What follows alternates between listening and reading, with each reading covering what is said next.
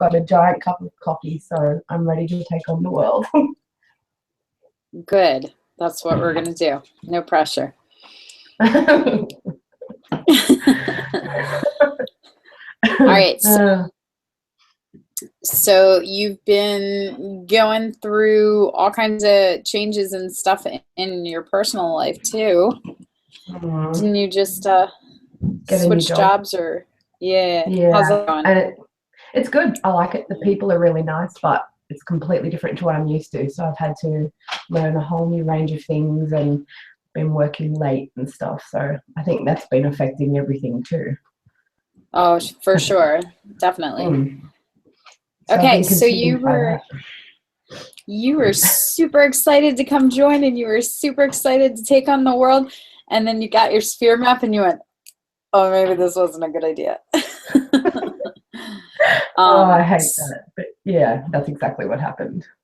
Okay, so so talk to me a little bit about what you're thinking and how you're feeling and what's in you about it. Let's start there.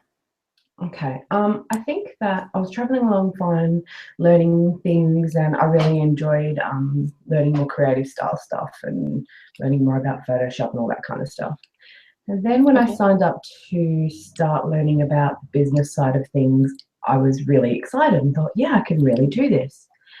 And then there was a spout of posts that I saw on social media about learner photographers, you know, making fools of themselves by taking on jobs and stuff, and people paying for jobs and getting horrible photos and the top 10 worst photographers and stuff. And then I thought to myself, oh crap, I don't want to be on that list. Like, that's my biggest fear now.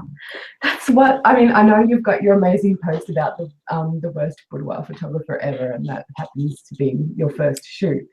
Wasn't specifically that one. It was other ones. It was like wedding photos and stuff I saw on people, horror stories, people not getting any photos for the day, and I just kind of went, oh, it made me really anxious. I was thinking, I don't want to be that person. Well, that's good. You shouldn't want to be that person. That's right. And then what happened? I guess I just stalemated, and I just sat here and went, well, what can I offer that makes me stand out from the crowd and that kind of stuff? And then I started to think, well, maybe I'm not good enough yet and I need to learn more. And then I just went around in a circle, got stuck and haven't moved. Okay. So can I tell you what you're doing? Yes. You've shifted your focus from how you feel about your work to how you think that everybody else may feel about your work. And you're basing all of this fear on nothing. You're basing it just on fear. That's all that it is. And it's completely unfounded fear. Have you had anybody come to you and say, your work sucks? No. I've had people say that it's not their style and they don't quite like it for that reason, but not that it's. Oh, I have plenty of people say that to me, and that's totally fine. No matter how good you get at what you do, there will still be people that don't like it. You know, okay. I guarantee you, if you go into an art museum, you'll look at one painting and be like, oh, I love this. And then you'll look at another one and you'll be like, that looks like my 3-year-old after they're done throwing food on the floor. I could do that. That's worth $6.5 million. What the hell is wrong with these people? And somebody else will look at it and be like, you just don't get it. You know? That's right. Yeah, true. There is a lot of subjective nature in art. So I wouldn't get deterred. One, I'm very successful at what I do. And most of what I do is make other people successful in their businesses. And I don't do that by taking people that should not be in business and putting them on the path to business. So I'm smarter than you, and I'm right, and your work is good enough to charge for. So let's start there. See, that's daunting to me, that idea. I don't know why it's so daunting, but the thought that anyone thinks that about my stuff is like, well, I don't know, it makes me very anxious. It makes you anxious that people think your work is good enough? Yeah, because then once people start paying, then you're leaving yourself open even wider for judgment. Because then people can say, well, now, no, I don't want to pay for that. Or what if they bring it back in a week and say, well, this isn't any good anymore. I don't like it. You know, I don't know. It's just stupid things I think of, I guess. Okay. Have you ever had anybody do that? No, I've never sold a piece. Ah. Have you ever had anybody bring your work back that you've worked with complimentary? No. Because your time is just as valuable as your money. In fact, I would say it's more valuable. So if people are giving you their time, that counts too. I haven't, nobody, no, the one session I did do with a friend who let me do like a boudoir style with her, she loved it and said it was great and she had a good time and liked her photos and yeah, so they were pretty ordinary. So right now you have a 100% 5-star positivity feedback rating from your clients. That's the best part of only having one. But that's good because you do have to start somewhere. So, all right. So you're feeling a little insecure on the business thing. You also were really hating on the level that you're on right now with interviewing other people. Is that just the idea of reaching out, or what is it about that that's bothering you? Yeah, maybe the reaching out part, I think, and just approaching these people and saying, hey, can I ask you some questions? I don't know why that's a scary thing too, I guess. That's weird, isn't it? Why? Well, no, it's not. It's actually very common, but why does that scare you? I'm not sure, because how would I feel about being approached by a stranger to ask questions about what I do? Like, I try to think of it from my point of view, and that would make me anxious if someone asked me to have an interview with them about what I do, you know what I mean? Okay. So I guess I feel that maybe I don't want to put somebody in that position either. Unfounded fear, I know. It's not unfounded. In fact, I would imagine that if we spent the next hour kind of deep diving into it, that it's completely founded somewhere below the surface that doesn't have anything to do with necessarily photography or art. Because I'm hearing an echoing sentiment. I don't want to be in business and charge because someone might not think that it's worthy and they might be unhappy and I might disappoint them. I don't want to reach out to people and ask them because that might make them unhappy and they might think I'm unworthy of answering questions too, and I might disappoint them. So that's, and I would imagine that if I got to talk to 4 or 5 of your closest friends and family, that they would tell me that you're that way in your personal relationships as well, that you're a people pleaser. Maybe. Maybe. Oh, maybe. When you do the down, maybe it's a yes. Damn it. You know, on the upside, the things that are strong personality traits are positive and negative. So people tell me all the time, God, I really admire your perseverance. You just, when you decide you're going to do something, you will just dig in and go for 20 hours straight. And I wish I had that kind of stamina. And my husband hears it and he says, what you're trying to say is she's fucking stubborn. And that's right. And he's absolutely right. They both are. It is the best and worst thing about me because I will definitely attribute a lot of my success to the fact that I just do not know when to quit. You know, and I don't listen when anybody tells me to. If I want it, I will go and I will go and I will go. And it makes it impossible to argue with me or prove a point when I'm wrong, because if I think I'm right, I will dig in my heels and I will go and I will go and I will go. So it can be a really good and a really bad thing. So, you know, all of your traits are double-edged too. So we're talking right now about the negative implications of that and the fact that right now you're allowing the want to people please to be fed by fear, which is keeping you from reaching out because you don't want to face the rejection and the potential of upsetting them and disappointing them because you take a lot of your value from that. On the upside, I can also tell you that the one to people please and the one to make sure that people are happy with you, it probably makes you a very, very deep empath. And that can be extremely, extremely good as a trait for an artist, especially an artist that's considering working with people, because it's very personal. And if you're thinking of getting into boudoir and more intimate styles of photography, and not intimate in the sense of nude or sexualized necessarily, but just an intimate connection with people, it's really unnerving for most people, especially women, to sit in front of a lens. Yeah. Every single client I've had, and people, and you can go through my portfolio with me, they're gorgeous. Every single one of them I look at and I go, God, they're beautiful. And there's something of theirs that I want. I wish I had their curly hair. I wish I had her straight hair. I wish I had her boobs. I wish my waist was still that small. And, you know, everybody else does that too, except for them. They never look at their own pictures and feel that way. No matter how beautiful they are, how stunning, how great their body is, how, you know, gorgeous and flawless they look, all they see is their imperfections. That's human nature.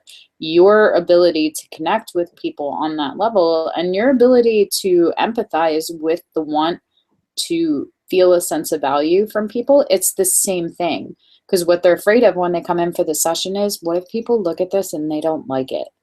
Especially in first world countries, and really maybe all of them, where society puts so much of a female's value on her looks and her youth constantly. Yeah. If women stopped caring about how they looked, if we were like most men, you know, and we didn't do the hair and the makeup and shave our bodies and do all of the things that we do to look good, it takes us hours to get ready. We wear clothes with wires and metal in it to thin and slim and lift and curve and, you know, approach our eyeballs that we used to see with all kinds of things that, if they get in it, cause our eyes to water and cause damage. And this is what we do. And then we attack ourselves with burning hot surfaces so that we can add curls or straighten. And, you know, it's actually very dangerous sometimes. And we will go through 2 hours of preparation just to look good for the other people that we're going out with. And the guys are like, I'm done. You know, and if girls started doing that, how many industries and how many companies would be out of business? They Millions. prey on the fear of, I'm not good enough as I am. And that is the same thing that you are dealing with. So in the same way, being able to tap into that and recognize that, I think when you start working with women, it's going to make you really good at being able to calm their fears, because you're going to go, I know exactly how you feel. I know exactly what your concern is, and don't worry, I'm going to take care of you. And you can say that in an intimate and sentimental way that has more emotion, or you can say it in a humorous way, but the point is that you get the point across. So I have girls that come in and literally cry before the session because they don't feel pretty, that I have to sit down and go, girlfriend, you know, we can sit and talk with this. And then I have other ones that are like, you know, I've had 3 kids and I don't look like I did 10 years ago. And it's like, don't you worry, baby girl. Nobody's seen a picture of me without a digital tummy tuck in 10 years. It's fine. I got you. What do you tell me what you want lifted, sucked, and tucked, and I will make that happen for you. And it's just an ability to read people and see if they need to laugh it off and go, okay, now I feel better, or if they really need you to handhold them, you know? Okay. Yeah. So I would take it as a very good thing that you have that, because the people that don't have that can't relate. So I would definitely honor that. If you are feeling not ready to take on the business side because you're not ready, I'm totally fine with that. You can absolutely keep focusing on the art. What I don't want, and what my fear would be, is I think that your work is good. I think that you're ready. I'm okay with you holding yourself to high standards, but not impossible ones. So my fear is, if we look, like we were talking about my first boudoir series and how I called myself the worst boudoir photographer ever, and most people would have agreed. If we look at the distance from there to a year from then, and from a year from then to a year after that, and from that to where I am now, we can definitely see the progression of talent and understanding and education as I learn and I perfect, whether it's just from shooting repetitiously or learning, and that's fine. What I don't want to see is you making those leaps and bounds in your visual understanding with lighting and composition and retouching and all of those elements, and you still going, yeah, but I'm not as good as so and so, because I think that you tend to project outward a lot. So I'm worried about the comparison basis, because when you're here, your standard's a lot lower. So you look at people that are up here, and if we raise you to here by the end of sphere 2, then you're going to be up here and you're going to look around and go, oh yeah, but look at those people up here. I got to get up here before I can really, and that will be a continuous thing. No matter how many awards I've won, no matter what I've accomplished, I've always had just as many people above me that I go, someday I'm going to be that good. I'm going to be able to do that, as I do below me going, I was there too, let me help you up. So it's constant influx of better and worse. So tell me that if we change your sphere, that you're not going to give me the same argument in sphere 3. No, because I'm going to go with a different master that doesn't pick on me. You don't pick on me. It's a good push and it's what I need. So I can't say that won't happen, because you're right. I do always look up to someone above and think, well, I won't be able to do anything successfully in this kind of realm until I reach that level. But if you keep thinking like that, you'll just keep never getting anywhere, I guess. So you're right. Let me ask you this. You started a new job. You said you liked it. That's good, because I'm pretty sure I remembered you not liking the job you were in beforehand. Oh, I hated it, yeah. Yeah, so I'm happy to see improvement there. Is it important to you to do this as a business? I would like to. It's not important right now because I have another income. Okay. But I would like to, yes, because then I would be doing what I love for my job, and that would seems like the idea that I want to reach one day, that I've always wanted to do. I mean, I like this job, but to be a photographer would be amazing, I think. Okay. If I was going to send you $10,000 a month for the rest of your life, and you didn't have to work anymore, is that more than you make right now? I'm being presumptuous, but I'm going to assume it is. Yes. Okay. So if I was going to send you $10,000 a month for the rest of your life and you didn't have to work anymore, what would you spend your time doing? Photography and learning more and just taking photos and traveling. Okay. And that kind of thing. Do you have a better idea of what areas of photography you want to focus on? Do you want to just try them all? Yeah, I want to try them all. Okay. I don't. That's the other thing too. I don't have one direct thing that I mean, I love landscape, but that's because that's where I started.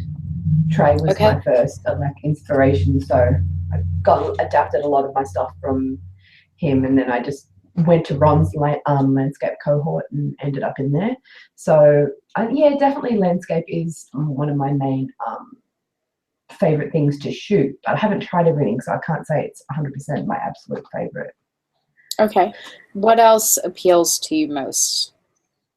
I'd like to do pet photography. Okay. I love animals. Do you have pets? Yes, I have cats. Okay.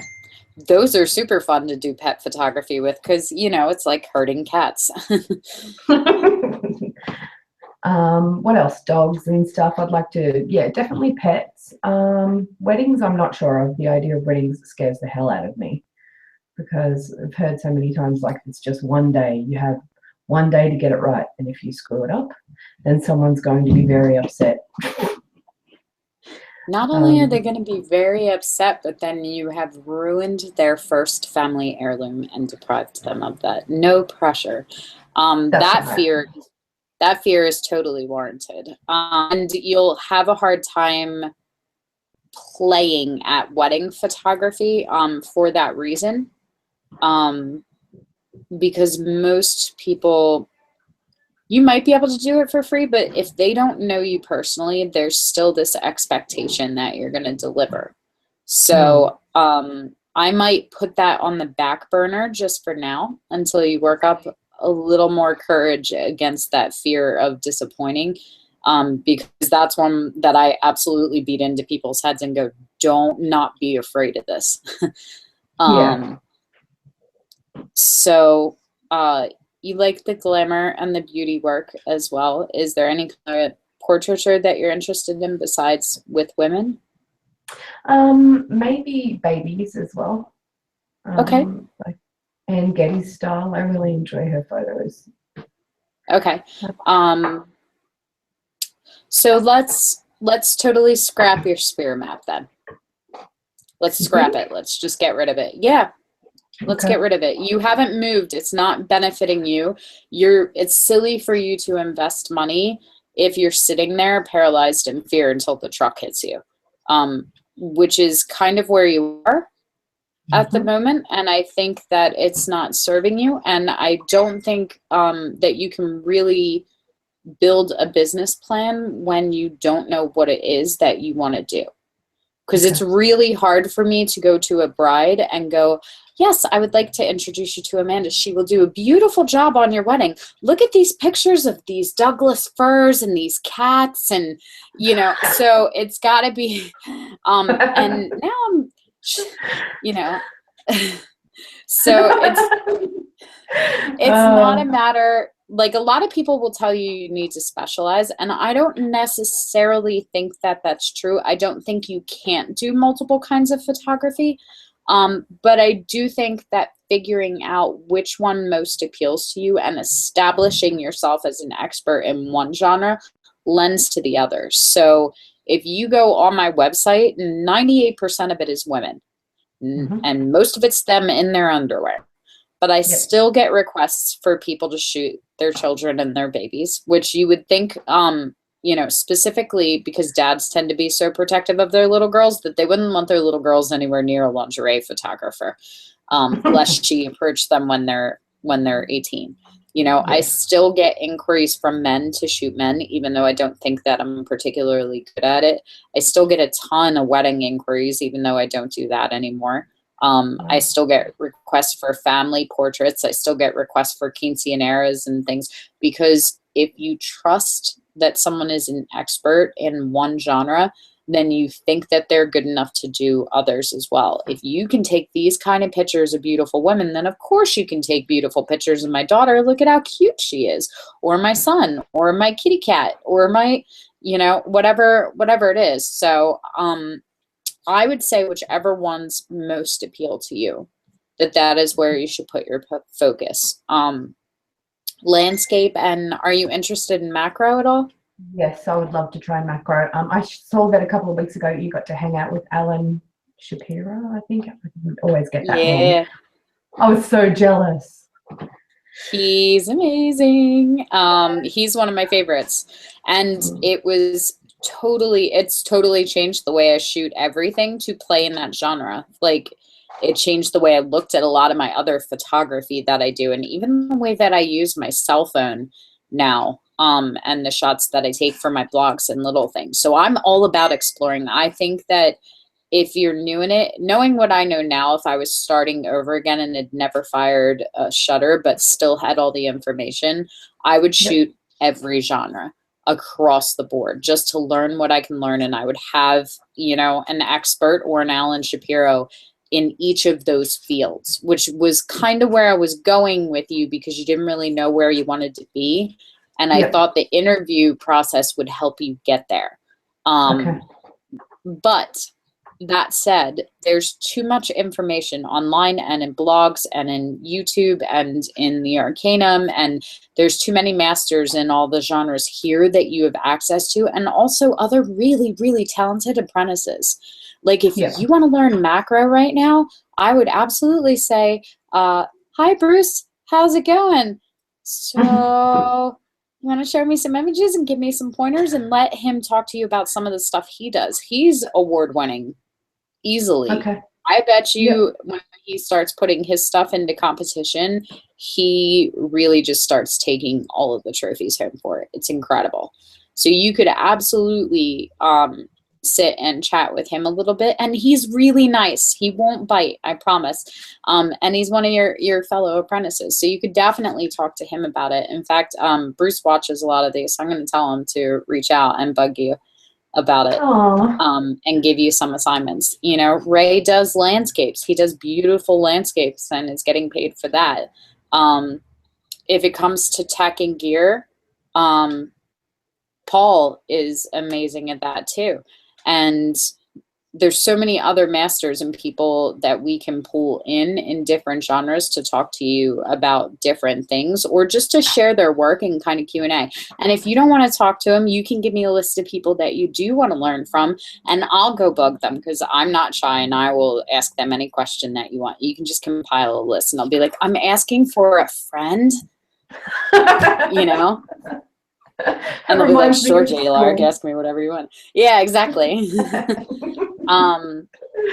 But I would say your issues right now with a lot of the things that you're interested in is that you're still going to have to put yourself out there, because you're going to have to find someone that has dogs.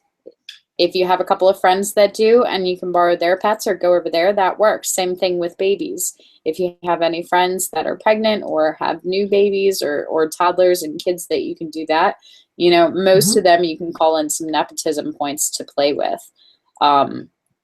Boudoir's a little tougher just because people are a little more self-conscious, I think, especially if they've never been photographed. So I would say that the confidence factor comes in. So while on one hand, the fact that you're more of an empath can really touch in with them and create connection, I feel like you definitely still have to be in charge and let them feel like you know what you're doing and that you're confident in it, because if you get nervous, they'll get nervous. And they won't get nervous and think, oh God, she doesn't know what she's doing. They'll get nervous and think, oh God, I'm doing something wrong. Right. Every okay, time. That makes sense. Yeah. So I would say that after Douglas firs and oak trees, that the next least intimidating thing would be, let's work on pet photography for your next level. And you can play with your cats until you get annoyed with them and realize they hate human beings. And then you can go around and find some other pets. And I'm totally okay with it being pet photography or being wildlife photography too, if you want to go out and shoot out and about and get some wild animals. But let's say 20 images. Okay. Does that sound doable? Yes. Okay. So I'd like to see at least your top 20 images out of camera, and I'd like to see at least 5 of them retouched. Okay. Okay. Does that sound less daunting? Does that sound exciting? I want you to be happy about it. So if you're not, give me a counter offer. Let's negotiate. It definitely sounds, I'm much happier with that. It's more exciting than the other ideals, for sure. I can take photos of animals. That's all right. Okay. So Yeah. I think if you can get some really beautiful portraits of your cats, then shooting people is going to be no problem for you. Because they are likely to be the most unhappy clients and the least compromising and agreeable, because my cat, good Lord. So yeah, I would say 20 images out of camera, at least 5 of them retouched that you're happy with the prints, and bring them in and post them. And then I would say for the rest of the sphere, let's just do shoots and play. Okay. If you're feeling daunted by the work and you don't need to build the business, then I would say now is a really good time for you to explore. So when you get done the pet photos and we look at them, then go, you know, I was thinking about it, and while I was out and doing the wildlife photography, I was doing some insects, and I think I'll go macro next, and let's talk about that. So let's make it twofold. For the first level, Yep. I would like to see 20 images of pets that you pick from other pet photographers, you know, or other images of pets that you really love. Like, go searching and find some images that you really love that you're like, this is an amazing pet image. And get some. I'm going to write this down. So 20 images from others. Yep. That you find inspiring and like top quality in the pet photography world. Yep. And then you go out and shoot and bring me the same. Okay. Then mine with at least, it can be more than 5 retouched. It can be more. Yeah, you can retouch all 20, but if you don't want to do that much work, I'm fine with 20 images out of camera, just so we can look and see what you're doing and I can give you some critique. And then at least 5 of them retouched. So that'll be 2 levels. Okay. And then we'll replicate that then for the next level, and you can pick the genre. Pick another genre 20 images, 20 out of camera, 5 retouched. And you can build that as much as you want as far as how many you're retouching and stuff. But let's just do that for all 10 levels. And then at level 24, we'll look at the first ones and then we'll kind of see how you're feeling. And if we need to readjust from there, or if you're feeling more confident and you're like, you know what, I got my feet under me. I realized that I really hate cats, even though I own them. And I will feed them, but I will not photograph them. And I really, really loved doing the wildlife photography, and I really want to pursue that macro more. Or I'd really love to get out and do some more landscapes or something, you know. So if we start to hone in, then we can focus more in that. Like maybe we realize that we're only going to do cats and dogs, or maybe you really love being outside, and instead of doing cats and dogs, which everybody does because everybody has, you really want to do bunnies and horses, you know. Yeah, okay. I can pretty much guarantee the next one after this I'd want to do would be macro. Okay. So there you go. Okay. So that sounds perfect. So you have pet photography for 2 levels, and then macro for 2 levels, and then come to critique, and then we'll talk about how much you like them, if you want to explore them further, or if you want to move on to a different genre and play somewhere else. Okay. How does Sounds that good. sound? Good. Excellent. Are you feeling I'm better? excited. Yes. Good. That's what I want. That's what I want. You should definitely feel excited. If you're feeling daunted at level 21, then we're not in the right place for you. So good. I'm excited too because I want to see some of your work. So go herd the cats. Let me know how it goes. Injuries, but it will be fun. I will say that if it ends terribly with your cats, because it has with me before, and you get battle scars, I'm going to also need one of those 20 images to be a self-portrait, like with your battle wounds. Okay, but that's going to happen. Bonus points if the cat's in the photo judging you. I already have about 100 photos of the cats judging me, so I've got that one covered for sure.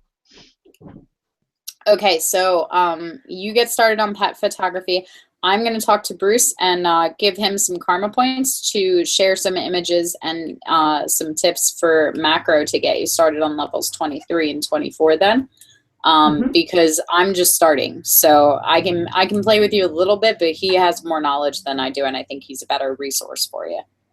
Excellent. I'm very excited about that. Good. I'm excited too. I'll expect level 21 tomorrow. Okay.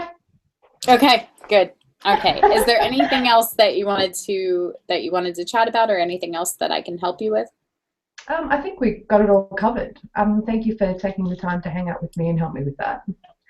Anytime. I feel silly that it took so long for me to come forward and say, I'm kind of struggling, but I'm glad that I finally did. No, I get it. And I think that that's really important. And that's what I said when I talked to you and said that I thought that it would be good if we did this live, not just for our cohort, but for others too. Because a lot of masters, like, we trade students back and forth all the time, because sometimes it's just not a good fit in learning style, which is what I wanted to chat with you about, because I'm pushy. And I'm mean sometimes, and I ask a lot of all of you. I'm really tough on you guys most of the time.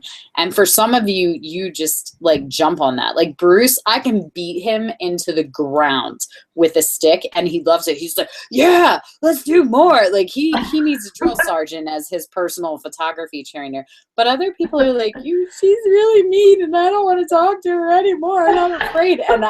So if you don't feel like you're learning well or that you're connecting, it's totally okay to be like, you know what, this isn't working for me, and I'd rather work with maybe a different master and come back when I'm a little more confident. Or, I wish you all the best, but I don't want to come back. I had my fill, like that's okay. It's a breakup period, and, we both get over it and move on, and we wish each other well. But it's totally okay to explore and go through. But if you're struggling with what you're doing and it's not an issue with me specifically, then absolutely, like, don't hesitate and don't think at all that I'm ever going to take anything you say personally, because it's not me, it's you. Okay, cool. Okay. Now, No, but it is like, this is, this is something that you're investing your time and your money into, and I Mhm. don't take that for granted, so please keep in mind that, like,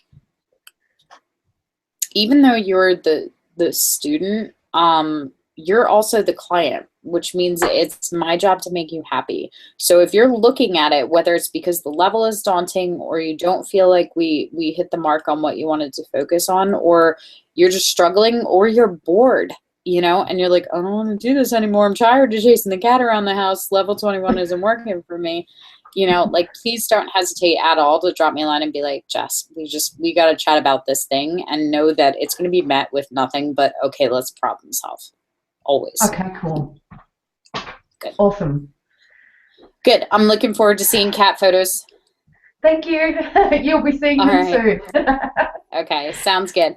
Okay, Cool. well, drop me a line if you need anything in the meantime. Otherwise, I'll talk to you soon. Excellent. Thanks, Jess. Have a great night. You as well. Bye.